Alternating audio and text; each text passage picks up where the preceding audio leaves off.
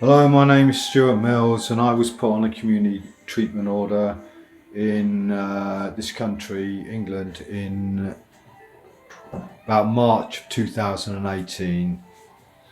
I wasn't invited to. I wasn't invited to go on to it. It was the only option available to me because I was homeless on the Mental Health Act, and I had nowhere to live. But I did live on the streets. Now, there's some interesting civil issues that come out of this because you don't get a house when you leave home in search of work. Even though I rationalised that and would say it to people, staff on the ward, they would just pass me by, and they wouldn't they wouldn't return with a response to any of these things that I said. They didn't have uniforms. The mental health unit I was on, which I won't specify, but it's the same as any of them. They just fit into local network, and it's set up and fitted up for people to come from houses, go into hospital, and go back to their houses.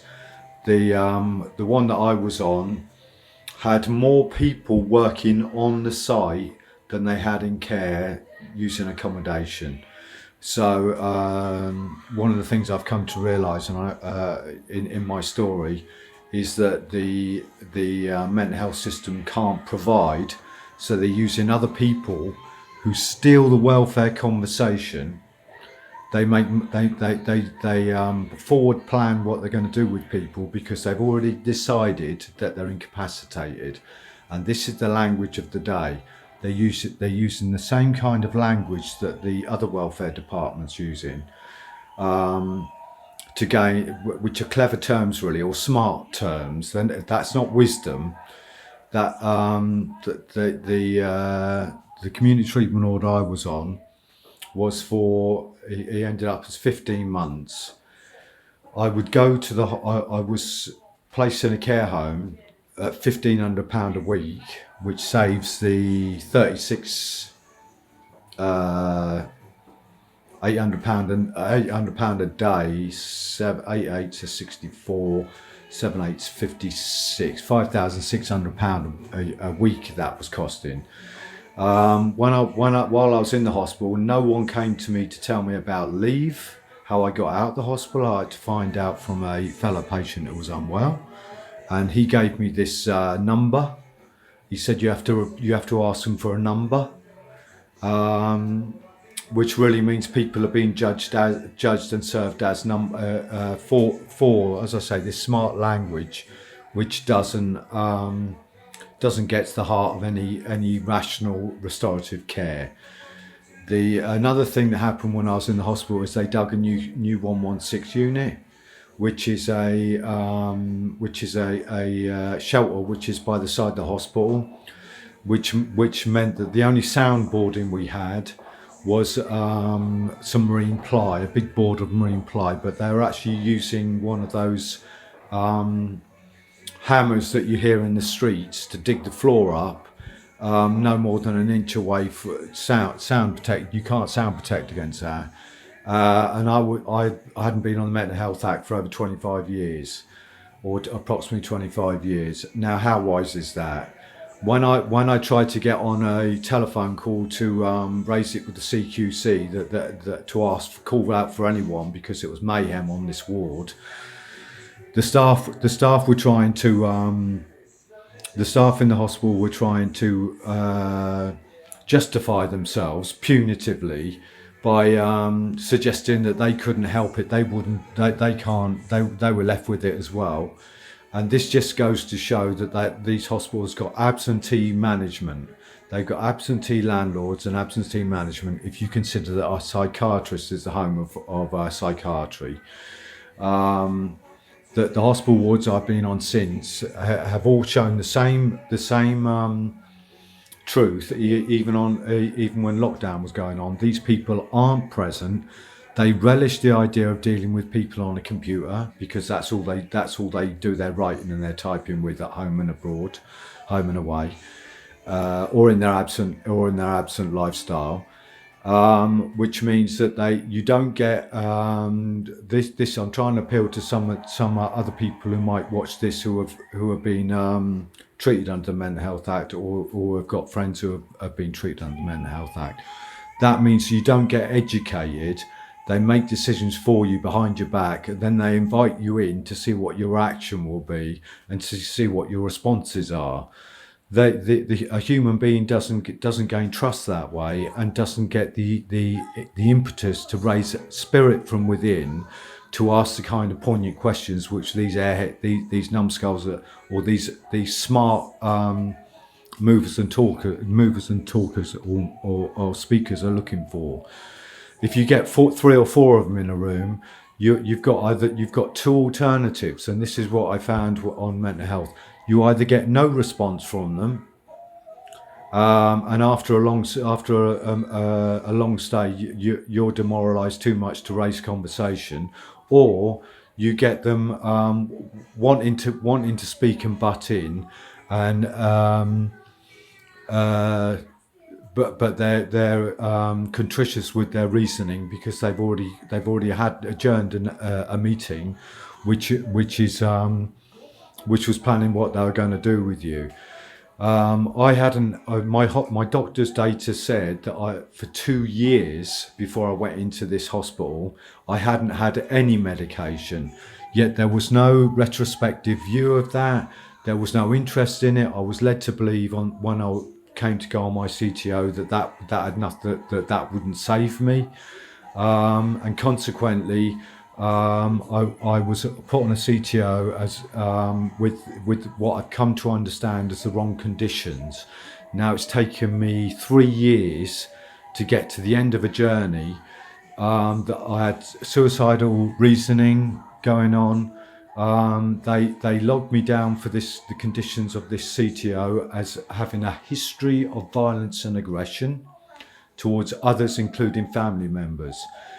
When it finally came to light that I came to the reckoning of this phrase, and I realised that it had been made against me in paperwork, because one of the worst things you find is when you're on the end of one of these lines of things, the last thing you want to do is attack your own conscience and approach your own conscience by trying to read through the paperwork. They were having meetings up at the where the nearby hospital was, with loads of people in it. My tongue was being forced because I was unable to communicate, because I was in such shock inside, natural shock, that and that psychiatry has got no terms for this. Such natural shock that I could be injected with antipsychotics against my will, because I was a danger to other people in such a berserk and an unrational way. I would go to the police station, and the police didn't want to know about it. They wanted to take me up to the hospital every time I went to see them. They weren't educated, and they had no front of staff service. They speak in these smart and clever terms. They only outwit their public.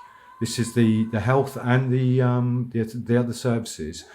They only outwit apart from the RNLI, of course. They only outwit their services by quickening and relying on their own results that come into them, and that they are delivered with. They don't ask where they come from, and they don't cross-reference with the customer so that the customer can help them rectify a problem that might be made from mismanagement or maliciousness or unwise decisions, which create waste and unwise spending. That I've come to realise that the hospital, because it doesn't have any housing stock, it can't actually put you anywhere anyway, but it will claim that it doesn't know what to do with you. So what it does is it creates sickness, and it is now come to terms with itself by its own language and its own results, that it is creating words to go on words, and diagnosis is to sit on top of diagnoses, or to squash diagnoses, so that it totally outwits and confuses the patient, and only has so many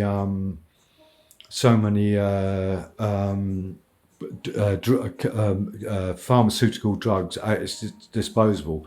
It's far outstripped the amount of drugs with the symptoms, the long list of symptoms that are endless. This has resulted in more and more cross use, although this is conjecture, of recreational drugs to fight this bombardment.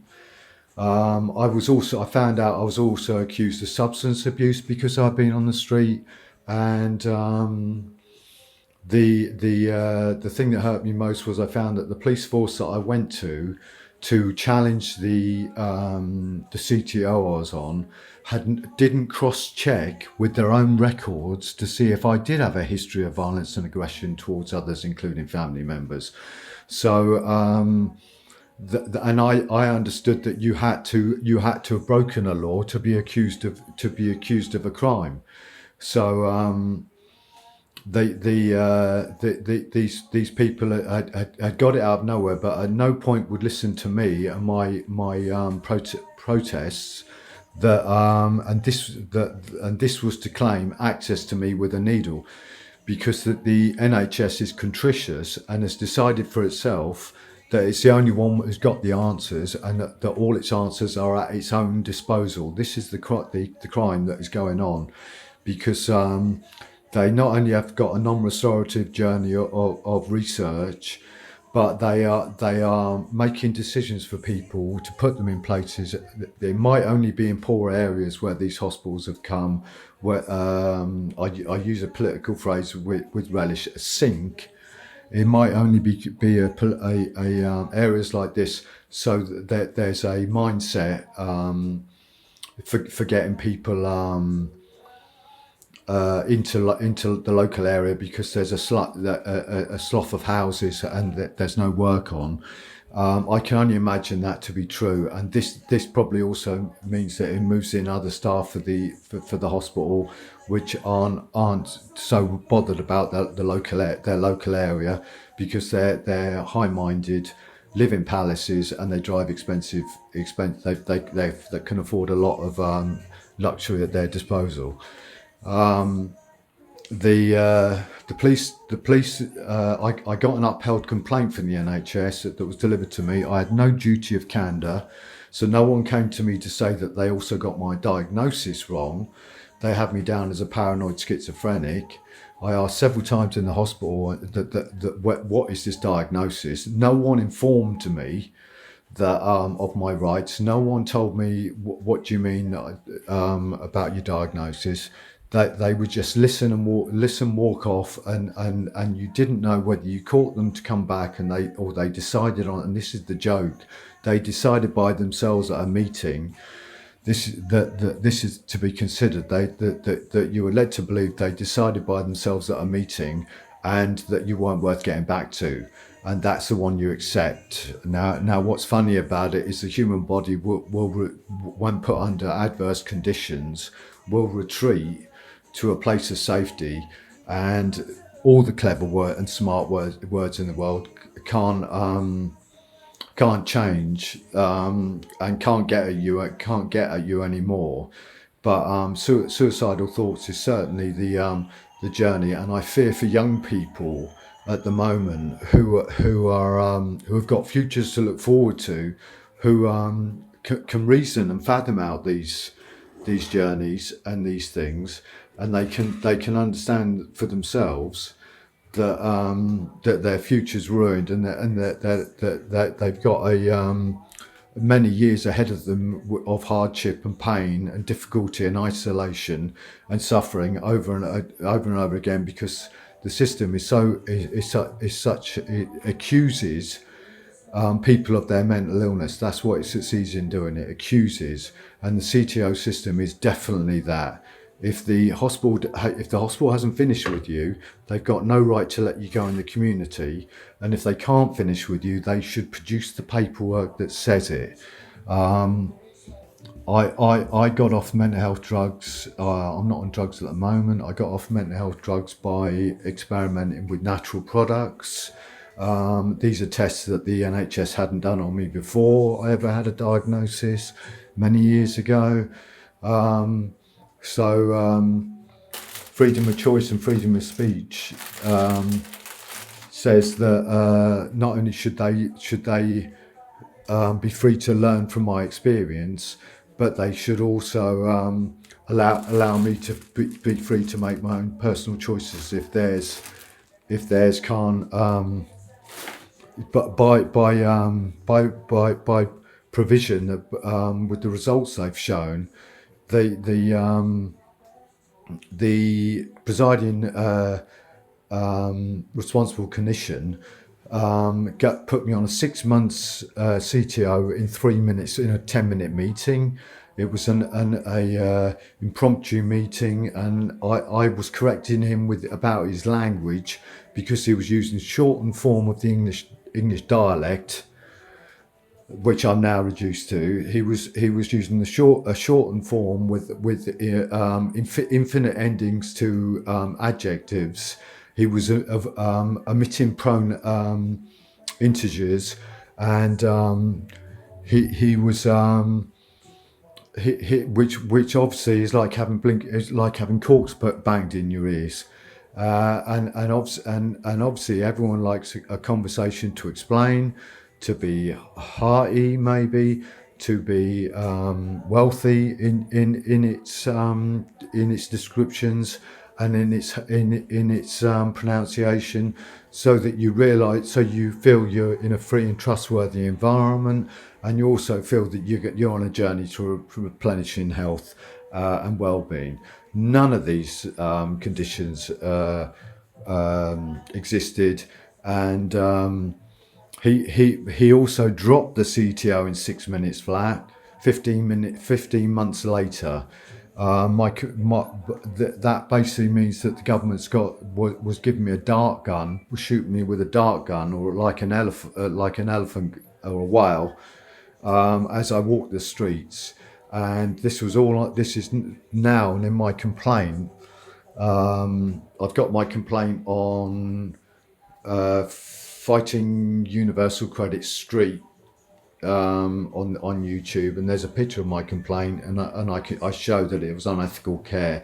I've got one brain to understand why I'm treated, and I had two reasons that I was being treated. One was that I had a history of violence and aggression, and the other was that they apologised they'd made that up. So I've got no crimes against me. I've never been I've never been convicted of any crimes, and I've never had any charges brought against me, and I'm 56. Now, they spent £100,000 on this community treatment order, over £100,000 on private enterprise. The private enterprise was run by a controlling state by a private company. I don't think it is called a private enterprise. I must use my imagination for this. But the less than controlling state was run by the local county council. Now, I was told by members of staff when I was on this private enterprise that it didn't matter if I lived there or not, because the room was paid for and the place was half empty. This was saving the NHS £5,000 or £6,000 a week, and in the total that I was there for 15 months, it must have cost £100,000 and plus. Now, the funny and ironic and sad thing about it is that made me feel so bad. And when it was finished, I left, because I'm a big boy, and I was a big boy. I could lived on the streets for a while, or lived rough is a proper way to put it, because I had nowhere to go, and I was properly signed up with the job centre, and used their address for electronic benefit delivery. But what I found was that the staff in this place didn't know it, weren't trained on a community treatment order. They'd never had a community treatment order.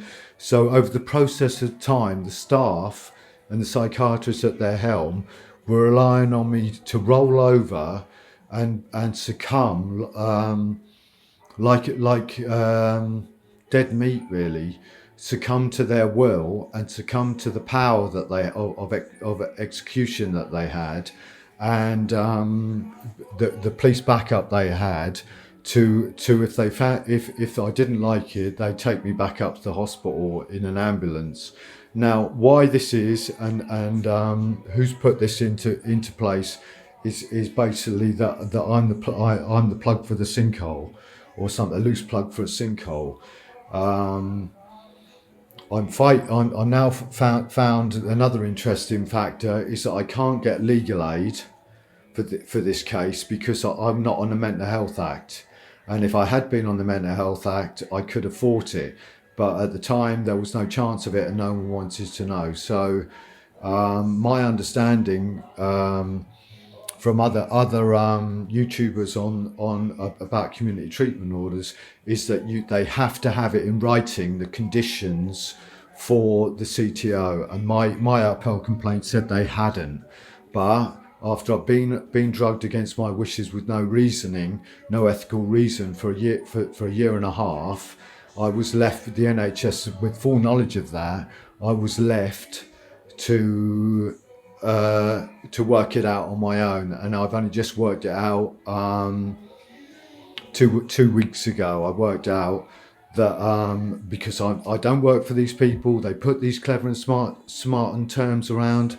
All it does is involve their patients. All it does is drag their patients into the mucky business.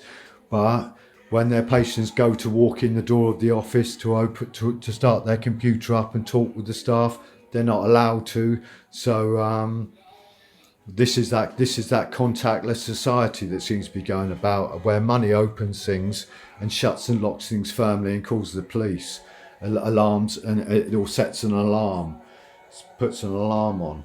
I'm uploading this YouTube thing today, and my hope is that it will not only lodge up there, but I'm also hoping that that I won't have to go on the street trying to sell my story, because now I'm so socially isolated within myself, to be treated with antipsychotic drugs against your wishes with a needle is like being stabbed in the belly with a knife. The way I liken it is comical phrase, really. Have you heard about the human contortionist who committed suicide? He died in his own arms, and that's exactly how it makes you feel. You're turning yourself round at every point to try and find out why every bumhole is afraid of you, and then and at the same time you're trying to forgive people for assault, forgive them for an assault, and you don't realise that it's free, and that you're getting it for nothing. So that's it. I'll put this up, and I respond to anyone who's going on a community treatment order to try natural products, hair mineral sample tests, look at this B6 and deficiency. Look at natural products like that might kickstart the digestive system to clear poisons that build up in the brain or in the system, and take heart that as a human being you've been expressed an opinion of God, that you should live for 70 years and 10, is it, or about 82 years or something like that. That means that you came into the world with all the things that you need to have an exciting and wonderful life. So take heart.